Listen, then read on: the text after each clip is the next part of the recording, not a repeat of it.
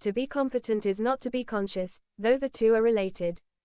In between competence and incompetence there is right and wrong, awareness and ignorance, analysis and intuition, hubris and humility. Some are polar traits while others are coplanar ones. There is an and as much as there is an or. There is inclusivity as much as there is exclusivity. The traits of the competent and the incompetent have their intersections and their complements, but their union is not natural, and their subsets are not proper. How conclusions, or knowledge and information, are arrived at, signal or determine the degrees of competency. Are you conscious or unconscious? How do you know what you know, and how do you know what you don't? How much exactly is either? When you ask this to yourself, you should really let that question linger. Let it stew or let it marinate. Let it stress you, but not too much, for some stress is healthy. Let it bother you, but not too much, for growth comes that way also. If you don't like the answer, then change it.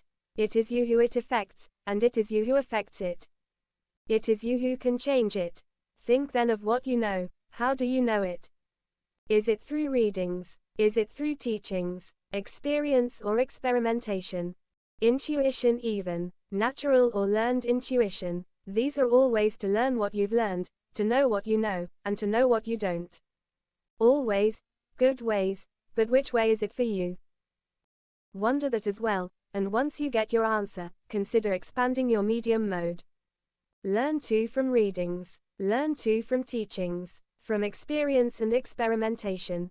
While it is easy to stay with what you know, with the habit taught to you by your years of learning, learning is a process a whole lifetime long. It can always change, it can always grow, and if you do not keep at it, it too can regress. Think also of what you know. Is it right, or is it wrong, or perhaps something more nuanced than that? Some things have clear answers, with equations and solutions and properties and laws, that leave no room for error except human error. While some things are more qualitative than that. Think of precision and approximation, of knowing through analysis or knowing through intuition. Either's fine if the conclusion's correct, but an or is always better as an and. If you know how to analyze but not intuit, learn the knowledge of knowing without knowing how. If you know the opposite, to intuit but not to analyze, learn how you got there to get there again. And finally, think of yourself as objectively as you can. What of hubris, ego, and humility?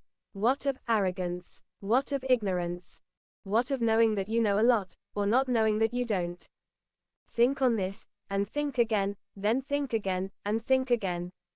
If there is hubris, arrogance, ego, or ignorance, you must work on that.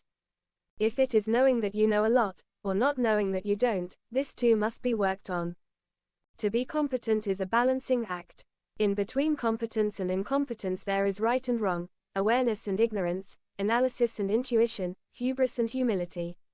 Be right, not wrong. Be aware, not ignorant. Be humble in your curiosity, and not arrogant in your conclusions.